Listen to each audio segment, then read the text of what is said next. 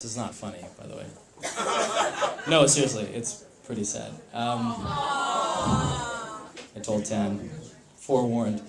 Okay, so this happened. I guess, coming up to about 6-7 years ago now. And it starts a bit like this. There are certain phone calls in life you never want to receive. They generally take the form of the ones that, wake you up at 2 o'clock in the morning on a Tuesday night, and you kind of stumble out of bed and you think that it's your drunk-ass idiot friend who's giving you a call on a Tuesday because he went out on a work thing and, just fucked around. And then you look at the caller ID and it says unknown number and you're like, fuck that telemarketer that's still awake. Dickhead. And then you start going through your mind and you realize, no, this is probably a serious phone call, and the whole time it's rang twice and you're just letting it ring. And then you finally answer it and you say hello. And you hear what the other person on the other side has to say. And time kind of stops. And your knees start to tremble, your heart pounds a little bit, and your world falls apart. So my travel nightmare, as it were, starts with one of those phone calls. It wasn't 2 o'clock in the morning on a Tuesday night. It was a cold November afternoon in Toronto. I was walking down the street with my girlfriend at the time. We were heading for Chinese food after a late night out. And, my phone starts ringing. And I was thinking about fried rice, or I was thinking about dumplings, or I was thinking about how hungover I was and how those dumplings were going to hit the spot. And I see it's an unknown number. And at this time I'm in my third year, and it's 2 weeks away from finals. And the last thing I needed was one of these phone calls. But I answer it. Hello. And again, the news that comes out through the other side is one of those types of bits of news that makes your world stop. I felt my knees tremble, heart pound, world fall apart. The voice on the other end was kind of coarse, struggling to say what it needed to say. Kind of because, you got the sense that if those words came out, they'd suddenly make this sad story very, very real. And so I responded as I should. I said, look, I will get there. I will get there. I'll get there as soon as I can. My girlfriend sees the blood drain from my face, asks me what's wrong, and I tell her. And it's one of those moments again where I'm scared to say it, because suddenly it's going to make it real. But I kind of push those words out. And the rest gets kind of blurry. Suddenly I end up, probably a little while later, at a travel agent, and he's sort of talking to her as I'm drifting off somewhere in space. And he's saying to her, no, he's got an Indian passport, but it doesn't matter, he doesn't need visas, he'll be fine. He just needs to make all those connections. Make sure he makes those connections. She says, well, what about the direct flight? Well, that doesn't leave for another 2 days. This way he gets there 12 hours earlier. And I needed to get there. I needed to go as soon as I could. So we booked that flight. And basically in the hour since I received that phone call, my girlfriend had called up my registrar and told them what happened. She had emailed my professors to tell them that I wasn't going to be able to sit those exams. Don't fail them. She had taken me to the travel agent. She'd taken me back home to help me pack. And suddenly we were on the highway to the airport where she was about to drop me off for a series of plane rides that was going to end me up in India a little while later. So she says goodbye, take care of yourself, and we hug. And she says, call me when you land, even if it's at 3 a.m. So I get on this flight, and the first leg is Toronto to Zurich. And again, I'm told by my agent, you're fine, just get on there, get to that connecting flight. The connecting flight to Delhi was leaving 90 minutes later. I was worried, but I thought, if we land on time, we'll be good. And thankfully we do. I get off the plane and I ask an attendant, where do I go? Where's my gate? And she's sort of stern and all straight-backed and mean.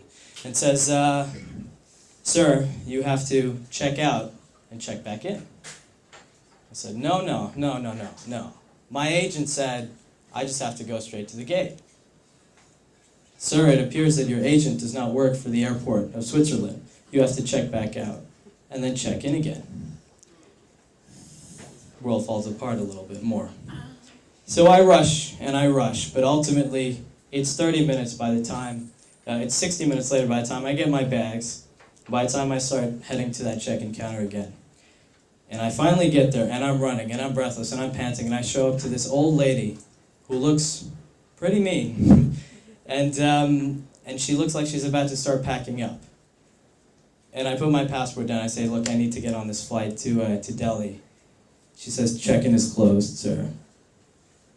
Check-in is closed. And I start freaking out. Fuck, right? I need to get on this flight. I need to get there. I can't miss it. They are waiting for me. Please let me on this flight. And I can't remember if I yelled or screamed or cried or begged. But something compelled this woman to get on a walkie-talkie and say something in German or Swiss. That's not a language. Something. And she sort of says, wait, big finger, wait. And I'm waiting, and it seems like it's an eternity. And finally, somebody muffles back on the other end. And she takes my passport and she starts typing away while she says, sir, you have to run. Gives me back my passport, and I run. I bolt like I felt like fucking Usain Bolt that day. Past the arrival lounge or departure lounge, the shops, the bars, the stores, security, running through. And I get to the immigration officer. And these guys are assholes. We all know that, right? It's like they live to make our lives difficult. And I get there, and this guy, he looks like he's a decent dude, but he's not. Passport. And so I give him my passport. And I'm kind of wobbling like this, like a little 5-year-old boy that needs to pee, because they're holding the plane for me. You have to let me go. And he's flicking through these pages, one after the other, back and forth, back and forth. And he turns to the side, and he does this to a random guy in the back. Comes over, and they both look at my passport, and I guess they're making fun of my photo or something. I don't know. But these guys, they're trained to spot scumbags. And here I am, I've got long hair, I haven't shaved in 2 days, my eyes are bloodshot. I probably look like I just came from Amsterdam. And I'm trying to get on this plane, and I'm fucking hobbling around. Sir, where is your visa? No. My agent said I don't need a visa. Sir, it appears your agent does not work for the government of Switzerland. You need a visa. It's like, okay, well, I don't have one. You've entered the country illegally. You are not allowed to leave. Please come with me. The worst fucking words you can hear from an immigration officer, right? Mine flashes, he's about to slap on some gloves, and I'm gonna miss my flight.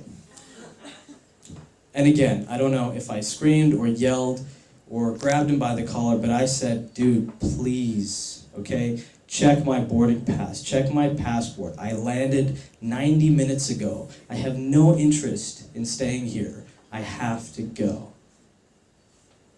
About 10 minutes later, the door on my plane shuts. But thankfully, I'm on the right side of those doors. Now, my flight to Delhi was going to land at about 8 p.m. My connecting flight to Mumbai was probably leaving at about 1. So it gave me a few hours to hang back and probably relax after, what felt like an eternity of not doing so. Ultimately, my destination was a town called Pune, about 3-hour drive from Mumbai. So I still had a fair bit to go. So I take my Toronto Dominion student credit card and I go buy a beer and a slice of toast at the dimly lit restaurant. I'm sitting next to this turban man who starts up a conversation with me. He's sipping on, I'm guessing, Johnny Walker Black Label, because that's what we drink. And he's got this thick English accent, and I found out later that it was from Birmingham.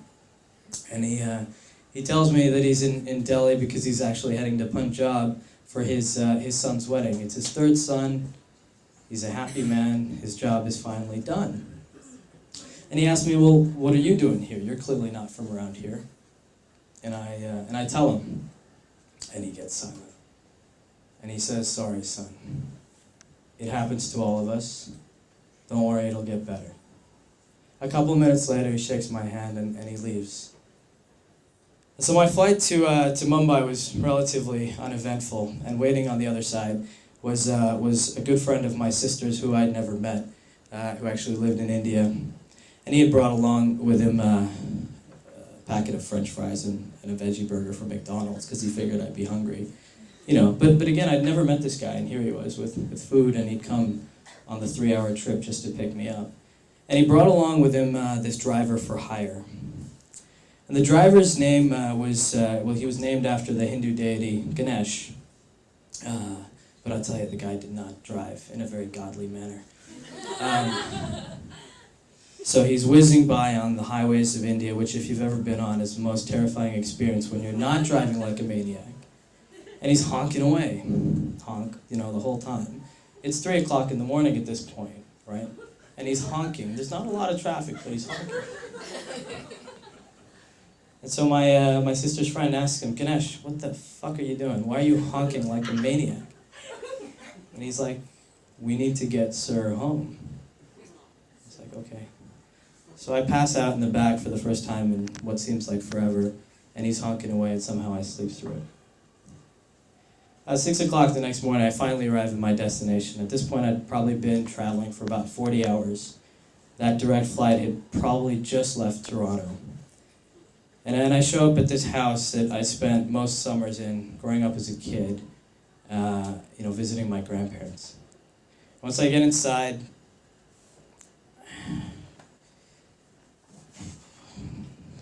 my mom and my 2 sisters are there, tears streaming down their face. And they're surrounded by my family, people I haven't seen in years, some people I have never even met. And in front of them is my dad. His body, covered in garlands. And they were waiting for me to start the rituals. A couple of weeks later, I get back on the road. Ganesh is my driver. We go back to Mumbai for me to catch my flight after all the rituals and processions had been done. There's no honking this time because there's no rush. We're going to make the plane comfortably. So I get back on my plane from Mumbai to Delhi, Delhi to Zurich, Zurich to Toronto. There's no rush, there's no delays, there's no need for visas, there's no need to run. And I get home, and my girlfriend's there, and she's waiting for me. And I give her a big, big hug, and I kind of bury myself in her arms. And I think for the first time in those 2 weeks, I'd actually cried, because I didn't the whole time I was there. And so that was pretty much the 2 toughest weeks I think I've ever had in my life. You know, work is shit right now. Friends, you have problems with. Girls, you have problems with. But that's pretty much the 2 toughest weeks I think I've ever lived through. But it was made better, and I'm grateful for it, by all the people that were there along the way. The crazy old lady that held the plane for me. The immigration officer that helped me break the law. The old man in the lounge in Delhi who said a couple of kind words. My sister's friend who came to get me when he didn't need to. The crazy, crazy driver that made sure I got to where I needed to be. And obviously that girlfriend that made sure that I was taken care of the whole way through. So sometimes traveling sucks, but I'll tell you, it gets made a whole lot better when you do it with the right kind of people. Thanks.